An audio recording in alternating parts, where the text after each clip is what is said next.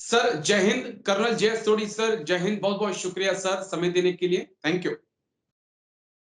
जय हिंद राजेश जी, ये मेरा सौभाग्य है कि मैं आपके चैनल पर हूं।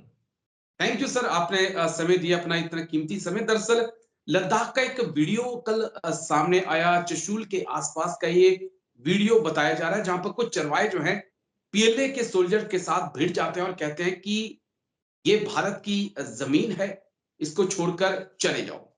कुछ सवाल है सर जिनको मैं समझना चाहूंगा, खासकर मेरा सवाल आज बफर जोन को लेकर होगा, और क्या वाकई में एलएसी पर जो कहा जा रहा है कि सब कुछ ठीक है, वो सब कुछ ठीक नहीं है। सर जो चरवाहे वर्सेस पीएलए की फौज का जो वीडियो है, इसमें कितनी सच्चाई है, कहां का ये वीडियो है और क्या इसके पीछे के कारण है? राजीव जी, ये जो वीडियो वायरल हुआ है सोशल मीडिया पे, ये वाकई में एक सच्चा इंसिडेंट है और इसकी पुष्टि कल ही लद्दाख के काउंसलर ने की है अपने ट्विटर या एक्स अकाउंट के ऊपर। तो जहां तक बात है कि इस वीडियो की सच्चाई, ये तो 100% सच्चा वीडियो है।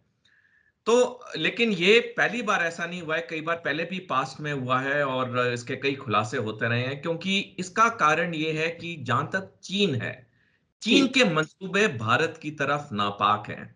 हम जितने भी डायलॉग डिप्लोमेसी कर लें चीन के साथ, जितना व्यापार कर लें, जितनी बातचीत कर लें, चीन पे कोई असर नहीं पड़ता, क्योंकि चीन ने जो ठान ली है वो उसने करना ही है।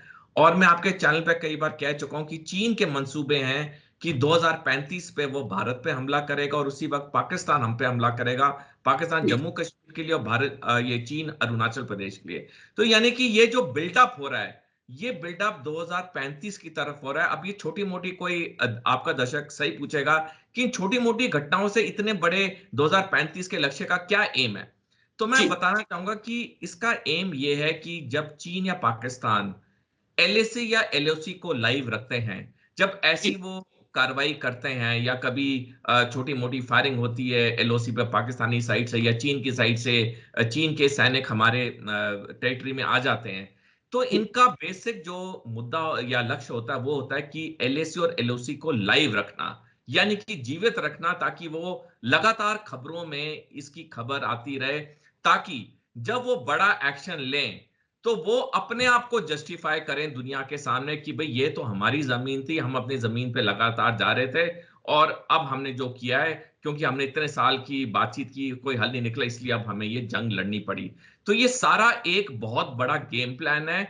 एक छोटे से ग्रेजर्स के इंसिडेंट को हमें नाकारना नहीं चाहिए, ये एक बहुत बड़ी चीज की तरफ ये इशारा कर रहा है। कर्नल सोडी सर, कल से ही एक चीज जो मेरे दिमाग में चल रही है, क्योंकि डेपसांग डेम चौक को छोड़ दे तो तमाम जगह पर बफर जोन बना दिए गए हैं, लेकिन कल का ये वीडियो जिस प्रकार से वो चरवाहे दावा कर रहे थे कि ये हमारी जमीन है, आप यहां से चले जाओ, तो मेरे दिमाग में यही सवाल है कि कहीं ऐसा तो नहीं कि जो बफर जोन बनाए गए हैं वो भारत की जमीन पे हैं और चरवाहे अभी भी उस पे अपना हक जता रहे हैं। किस प्रकार से देखें सर जो कुछ हुआ है, एक एक ऐसा सवाल जिसका जवाब देने से सब बच रहे हैं। राजेश जी, पिछले साल 22 जनवरी को, यानी 2023 को 22 जनवरी को डायरेक्टर जनरल पुलिस की एक कॉन्फ्रेंस होनी थी, जिसमें हमारे देश के सारे राज्यों के डीजीपीज ने अटेंड करना था।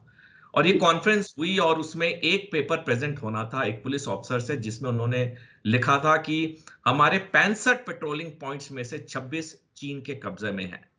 लेकिन किसी कारणवश वो पेपर उस पुलिस ऑफिसर को प्रेजेंट करने नहीं दिया गया। और लेकिन इसकी पुष्टि पूरे प्रिंट मीडिया पे है, अगर थोड़ा गूगल सर्च करेंगे तो आपके दर्शक पढ़ पाएंगे जिस चीज के बारे में मैं रेफर कर रहा हूं। दूसरी चीज है कि हमारी अब तक 21 level of core commander talks हो चुकी है भारत और चीन के बीच में। अगर एलएसी पे सब कुछ अच्छा था तो 21 राउंड टॉक्स की कोर कमांडर्स के बीच में जरूरत क्या थी? अगर एलएसी के बीच में सब कुछ अच्छा था तो वो पुलिस ऑफिसर ने ऐसा आर्टिकल क्यों लिखा? तो ये सारी चीजें एक तरफ इशारा करती हैं कि एलएसी में अभी भी तनाव है। अभी कुछ दिन पहले ही हमारे सेनाध्यक्ष जनरल मनोज पांडे ने एक जो आर्मी डे ब्रीफिंग में उन्होंने कहा था एक क्वेश्चन के रिप्लाई में कि एलएसी अभी स्टेबल है लेकिन सेंसिटिव है। सेंसिटिव का मतलब है कि वहां पे कोई भी चीज कभी भी कुछ भी हो सकती है। हमारे भी 50-60 हजार जवान तैनात हैं लद्दाख इलाके में, चीन के भी तैनात हैं। आए गए दिन हम देखते हैं कि मीडिया में कुछ खबरें आती हैं, बेशक लेट आती हैं लेकिन आती हैं। जैसे मैंने आपके ही चैनल पे शो किया था कुछ दिन पहले, जहां पे 2 ऐसे इंसिडेंट्स आए थे जहां पे भारत के वीर सैनिकों को अवार्ड मिले थे, और बिल्कुल ये सर। जो झड़प हुई थी ये चीन के सैनिकों के साथ हुई थी, लेकिन मीडिया में कहीं नहीं आया था।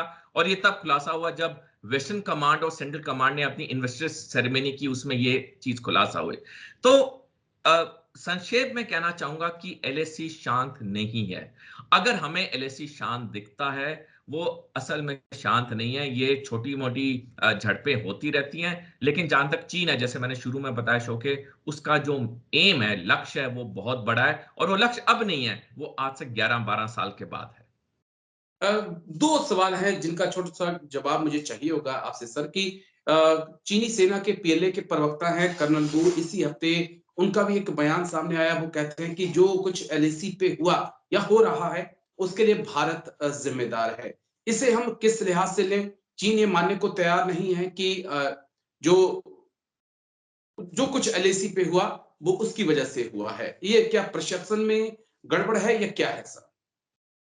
देखिए, चीन हमेशा ऐसे बयान देता है, जिन भी देशों के साथ उसका जमीनी या समुद्री विवाद होता है वो ऐसे गलत बयान देता है। लेकिन अगर हम इतिहास पढ़ें, और मैं आपके दर्शकों से अनुरोध करूंगा जब भी उन्हें मौका मिले, एक किताब जरूर पढ़ें जो है ग्रेट गेम ईस्ट, जो कि बर्टल लिंटनर ने लिखी है, एक विदेशी नागरिक हैं।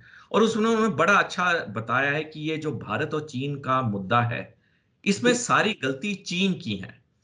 भारत की ना कभी पॉलिसी रही है, ना ही भारत ने कभी कोई ऐसी कार्रवाई की है कि हम किसी देश की 1 इंच जमीन भी हम अपने कब्जे में लें।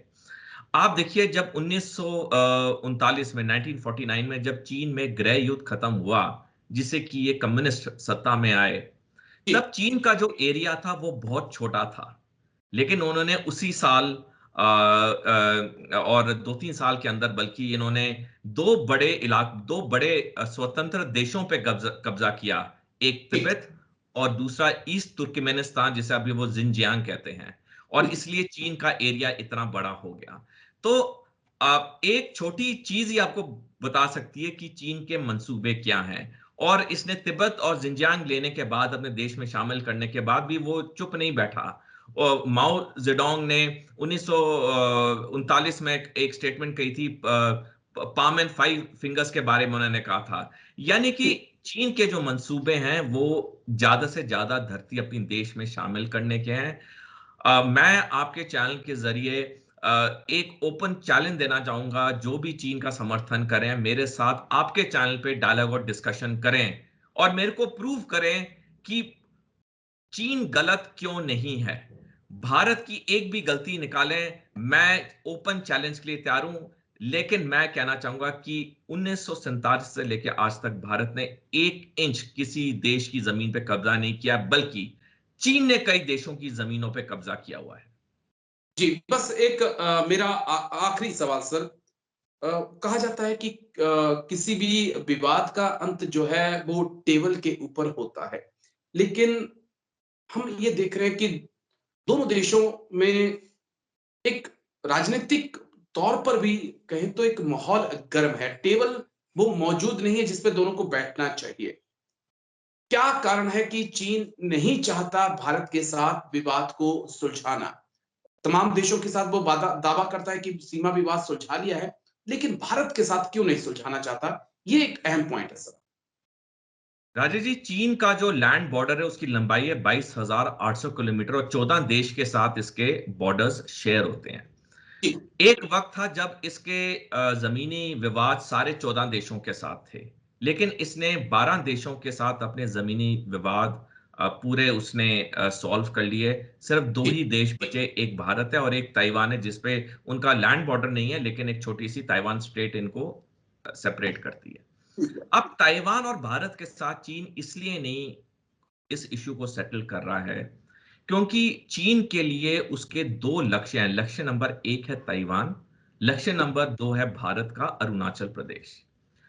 अब चीन इस वक्त ताइवान से भी और भारत से भी आर्थिक और सैनिक शक्ति में बहुत शक्तिशाली है, जी, और इसका खुलासा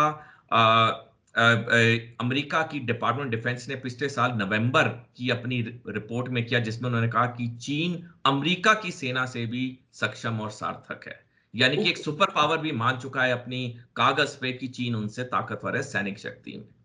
तो इसलिए चीन को लगता है कि ताइवान और भारत के साथ वो अपने ये विवाद को नहीं सुलझाएगा, और जब वक्त आएगा वो लड़ाई करके, आक्रमण करके वो ताइवान को पूरा अपना कब्जा में ले लेगा और अरुणाचल प्रदेश भारत के हिस्से को अपने कब्जे में ले लेगा। इसीलिए भारत की तरफ से हमेशा बातचीत की पहल हुई। इनफैक्ट जब से प्रधानमंत्री नरेंद्र मोदी हमारे देश के प्रधानमंत्री बने पहली बार 2014 में, तब से 8 बारी वो चीन गए हैं, चीन के राष्ट्रपति से मिले हैं, 5 बारी शी जिनपिंग भारत आए हैं।